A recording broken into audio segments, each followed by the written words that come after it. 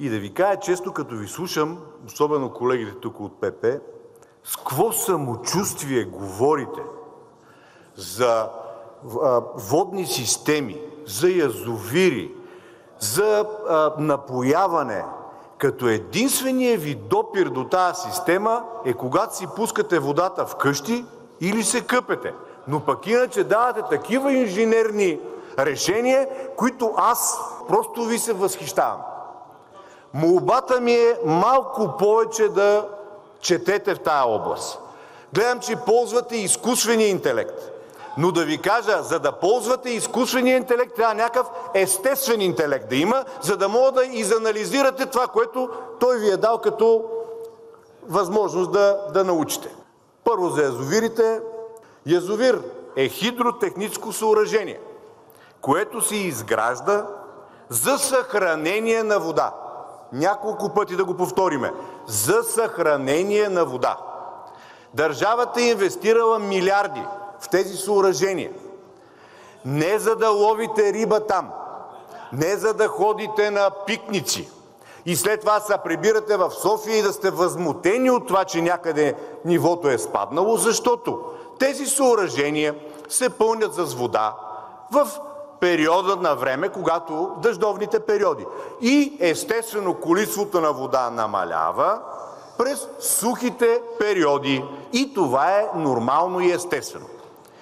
Управлението на тези съоръжения е разпределено в 4 ведомства.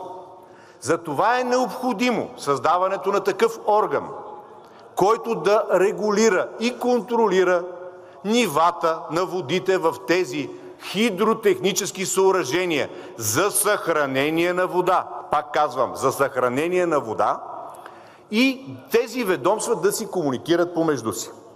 Проблем с водоснабдяването на райони, които са свързани с язовири, няма.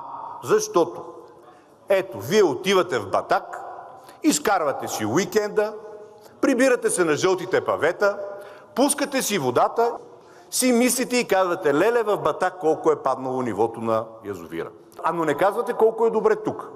Водата от тези съоръжения се използва първо за водоснабдяване, на второ място за напояване и на трето място за, ако остане и има възможност, за енергийни нужди. Спрете да говорите глупости, че се източват и така нататък, за да се произвежда електрическа енергия. Ние под фотоволтаици имаме няколко атомни електроцентрали вече построени. Какъв е реалният проблем днес? На база засушаването и промяната на климата. Имаме проблем с водоснабдяването в райони, където водата се получава, добива от водоносните хоризонти и от кладенците. Когато намалее водният отток, естествено нивото на хоризонтите спада. Или водата вече не е с това качество, каквото е имала преди 10 години или в периодите, в когато е валяло достатъчно дъжд. Ето тук, това са така наречените средносрочни мерки, които трябва да вземат и да се направят, да се локализират районите, да се направят по-дълбоки кладенци, да се направят нови кладенци, да се направят пречиствателни инсталации, така че водата, която от този тип хоризонти, да бъде годна за пиене. Така, ще обърна внимание на огромните загуби. Значи това ние сме, може би, на първо място в Европа, да не кажа и да не разширя периметъра, на това, че водата изчезва. Но мога да ви кажа за населени места, където имаме 1300 адреса и само 100 водомера. Хубаво е да научиме, че водата също е скъпа.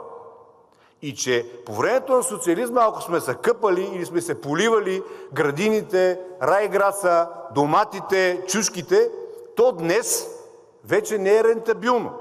Ако трябва да си платим тая вода, която сме използвали. И тогава доматите ще станат по 25 лева, а не по 2,50.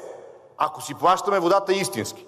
Необходимо е алтернативни източници за използване на такъв тип вода. Питейна, не да си миете колите отвънка с маркуча, а да я пестиме, защото тя ще става все по-скъпа.